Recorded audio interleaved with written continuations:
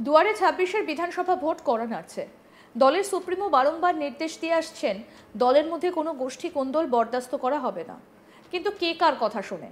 দলের সুপ্রিমোর কথা অমান্য করে নেতাকর্মীরা নিজেদের মতো চলছে। এবার টিএমসির নেতা দেখাচ্ছে টিএমসি কর্মী কি করে বোমা বাঁধছে, তাও আবার সাংবাদিক বৈঠক করে। অবাধে চলছে বোমা বাঁধার কাজ। অস্ত্র হাতে রয়েছে দুষ্কৃতীরা, কিন্তু পুলিশকে জানিয়েও লাভ হচ্ছে না। বুধবার দুপুরে সংবাদ মাধ্যমের কাছে ভিডিও এবং ছবি দেখিয়ে বিস্ফোরক দাবি তৃণমূলের বীরভূমের সিউড়ি ২ নম্বর ব্লকের সভাপতি নুরুল ইসলামের, আর তাতেই শুরু রাজনৈতিক চর্চা। তবে বলে রাখি, তৃণমূলের নেতার দেখানো এই ভিডিওর সত্যতা যাচাই করেনি আজ তাক বাংলা। দেখুন সেই ভিডিও।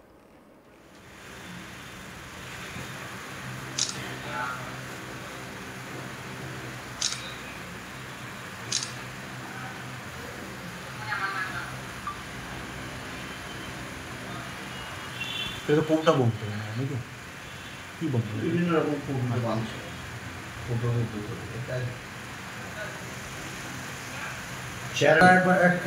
দেখতে পাবেন দেখতে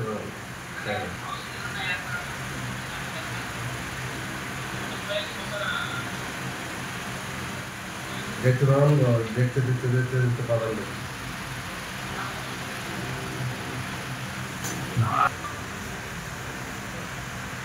বসেছে দেখো, এটা কোথায়? হারাইপুরের? একটু মোবাইলটা দিয়ে ঘুরিয়ে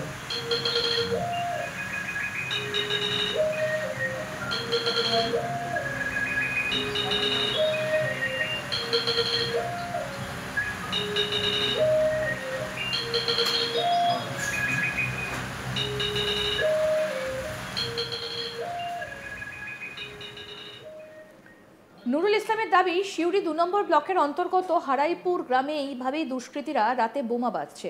এলাকাকে অশান্ত করার জন্য এইসব সমাজবিরোধী কাজ হচ্ছে, কিন্তু পুলিশকে জানিয়েও লাভ হয়নি। যদিও এই দুষ্কৃতীদের পিছনে কাদের মদত রয়েছে তা তিনি স্পষ্ট করেননি। অন্যদিকে এই ঘটনা প্রসঙ্গে কাজল শেখ পরোক্ষভাবে অনুব্রত মণ্ডলের জেলায় ফিরে আসাকেই দায়ী করেছেন। পাশাপাশি পুলিশের নিষ্ক্রিয়তারও অভিযোগ তুলেছেন তিনি। বলেন, গত কয়েক বছর পঞ্চায়েত নির্বাচন পার করেছি, লোকসভা নির্বাচন পার করেছে, কিন্তু কোনো রকম বোম বারুদের ঘটনা ছিল না। কিন্তু ইদানিং যা হচ্ছে কার মদতে হচ্ছে, এদের উৎসাহই বা দিচ্ছে কে? এই বিষয়ে আগামী দিনে কোর কমিটির বৈঠকে আলোচনা করব। এছাড়াও সিউড়ি থানার পুলিশের একাংশ এই ধরনের সমাজ বিরোধীদের মদত দিচ্ছে। কি বলছেন তৃণমূল ব্লকের সভাপতি নুরুল ইসলাম, শুনবো। এরকম অভিযোগ সিউড়ি থানার আইসিকে আমি অসংখ্য দিয়েছি। আমি আগেই বলেছিলাম যে এখানে এই আইসি সাহেব আসার পর থেকে সিউড়ি ২ নম্বর ব্লকের বিভিন্ন জায়গায় এভাবে বিভিন্ন আগ্নেয়াস্ত্র, ফায়ার আর্মস এবং এক্সপ্লোসিভ মজুদ রয়েছে, কিন্তু আদৌ রিকভারি হবে কিনা আমি জানি না। একথা আপনাদের মাধ্যমে আমি আগেও একবার বলেছি, এখনো বলছি। এটা গতকালকে রাতের ছবি। ছবিতে যেটা দেখা যাচ্ছে যে সম্ভবত কিছু তৈরির কাজ চলছে। হ্যাঁ, সেটা বোমা বাঁধার কাজ চলছে, এটা খুব ক্লিয়ার। তো বোমা বাঁধার কাজ চলছে। এটা কি সিউড়ি ব্লকের ভেতরেই হচ্ছে? হারাইপুর তো সিউড়ি ২ নম্বর ব্লক, কেদু অঞ্চলের মধ্যে। বলছি কারা করছে এগুলো, কাদের দ্বারা? যাদের আছে এই ছবিগুলো দেখতে হবে। আমি এখানে কিছু বলছি না, এই ছেলেগুলোকে ধরলেই বোঝা যাবে কারা এরা। এদের পেছনে কি প্রভাবশালী কারো হাত রয়েছে? আমি কার হাত আছে সব বেরিয়ে যাবে, সব বেরিয়ে যাবে। এই ছেলেগুলোকে ধরলেই তো সব বেরিয়ে যাবে। বলছি কালকে রাত্রে কি কোথাও বোমা ফাটিয়েছে? কালকে রাত্রে হারাইপুরে রাত্রি ১টার সময় বোমা ফাটিয়েছে। এরাই যারা বোমা বাঁধছে। এইগুলোকে কিছু বলার অপেক্ষা রাখে? এইগুলো আমি কি বলছি, আমি যে তথ্যগুলো দিচ্ছি এগুলো কি বলার অপেক্ষা রাখে কারা পাঠাচ্ছে? এই কাজটাই তো এরা করছে। এসব মূলত কেন করছে? এই বোমা বাঁধা বা আগ্নেয়াস্ত্র মজুত করা কি কারণে? এলাকাটাকে অশান্ত করার জন্য যা খুশি তাই করছে, এবং পুলিশি নিষ্ক্রিয়তা, সিউড়ি থানার পুলিশের নিষ্ক্রিয়তার জন্য এই জিনিসটা হচ্ছে। তারপরে বিকেল গড়াতে না গড়াতেই পাল্টা সাংবাদিক বৈঠক করলেন সিউড়ি ২ নম্বর ব্লক তৃণমূলের কার্যকরী সভাপতি অনুব্রত ঘনিষ্ঠ তৃণমূল নেতা অশ্বিনী মণ্ডল। বলেন, ব্লক সভাপতি নিজেই নকল সোনার কয়েন কারবারিদের সঙ্গে যুক্ত। তাদের কাছ থেকে মোটা টাকাও নেন ব্লক সভাপতি। এমনকি জেলা পরিষদেও এই সোনার কয়েন কারবারিদের নিয়ে বসে থাকেন। কিন্তু বর্তমান আইসি এই সোনার কয়েনের কারবার বন্ধ করে দেওয়ার কারণেই তাদের চক্ষুশূল হয়েছে। কি বলছেন তৃণমূল নেতা অশ্বিনী মণ্ডল, এবার সেটা শুনব।